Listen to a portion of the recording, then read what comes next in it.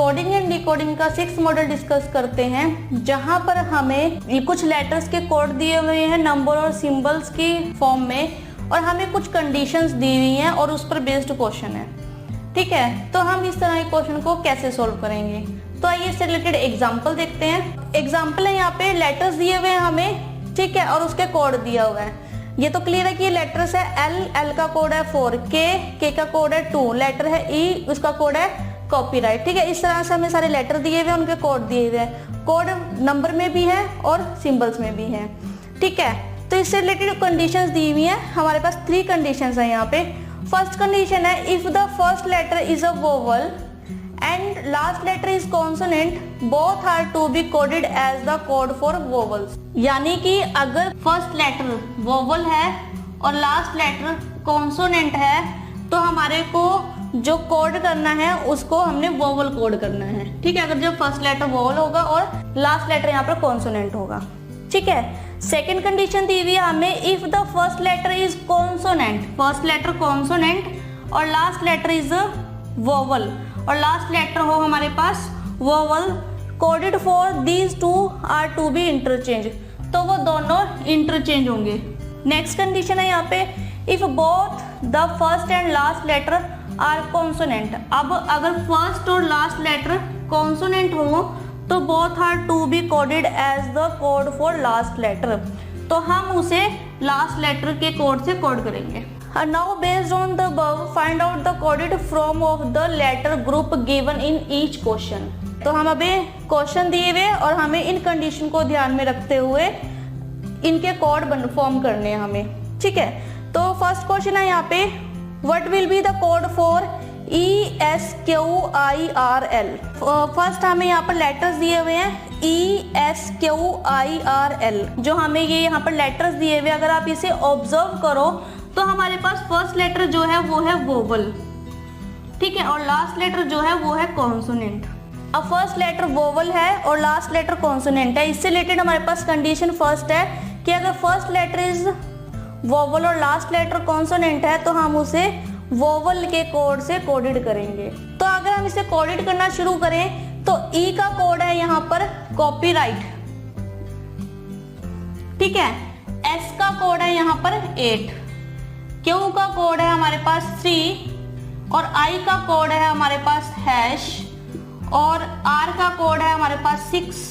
अब एल का कोड वैसे तो हमारे पास यहाँ पर 4 है, लेकिन हमारे पास कंडीशन है कि जब भी फर्स्ट लेटर वोवल और लास्ट लेटर हमारे पास कॉन्सोनेंट हो तो हम लास्ट लेटर को भी वोवल के कोड से ही कोडेड करेंगे। तो एल का कोड यहाँ पर होगा कॉपीराइट, ना कि 4। ठीक है, क्लियर है। नेक्स्ट क्वेश्चन है हमारे पास what will be the code for JAFIKU। JAFIKU, अब हमारे पास फर्स्ट लेटर कॉन्सोनेंट है और लास्ट लेटर हमारे पास वोवल है। अगर इससे रिलेटेड कंडीशन देखें तो हमारे पास इससे रिलेटेड सेकंड कंडीशन है if the first letter is a consonant and last letter is vowel, तो हमें उसके जो कोड है वो इंटरचेंज होगा।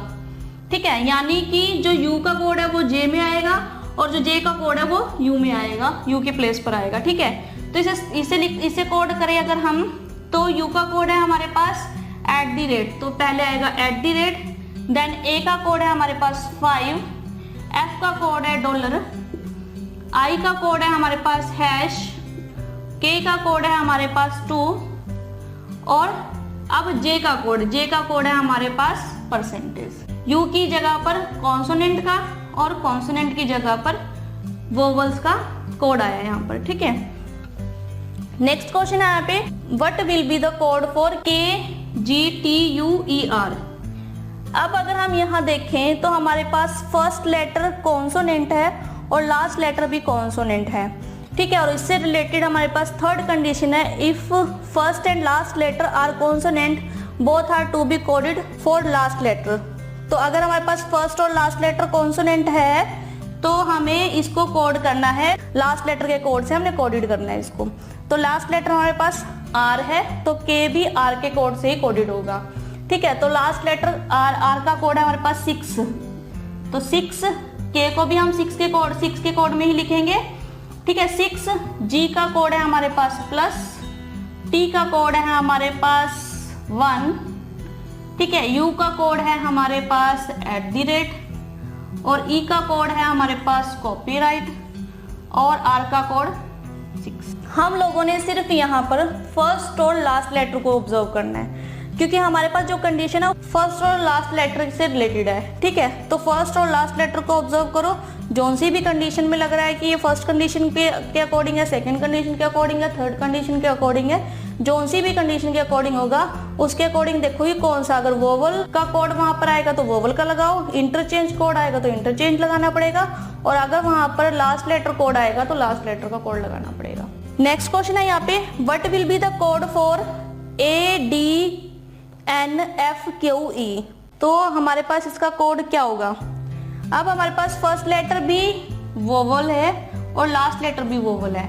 वोवल तो क्लियर है क्या होते हैं, A, E, I, O और U, ठीक है। बाकी सारे कॉन्सोनेंट्स होते हैं। तो अब हमारे को पता है A और E यहाँ पर वोवल हैं, तो हमारे पास वोवल से रिलेटेड कोई भी यहाँ पर कंडीशन नहीं है कि अगर दोनों वोवल हो तो हमें क्या कोड लगाना है। तो ये सिंपली हम इनके ही कोड से इनको कोड करेंगे।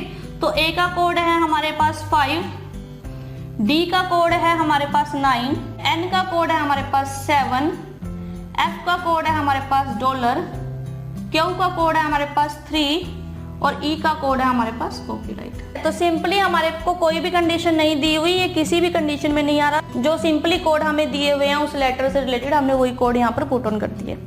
नेक्स्ट क्वेश्चन है यहाँ पे, what will be the code for QSJURQ। First और लास्ट लेटर हमारे पास यहाँ पर कॉन्सोनेंट है, तो कॉन्सोनेंट से रिलेटेड हमारे पास कंडीशन थर्ड है कि अगर दोनों कॉन्सोनेंट हो तो हमारे पास जो कोड है वो लास्ट लेटर के कोड से कोडेड होगा, ठीक है।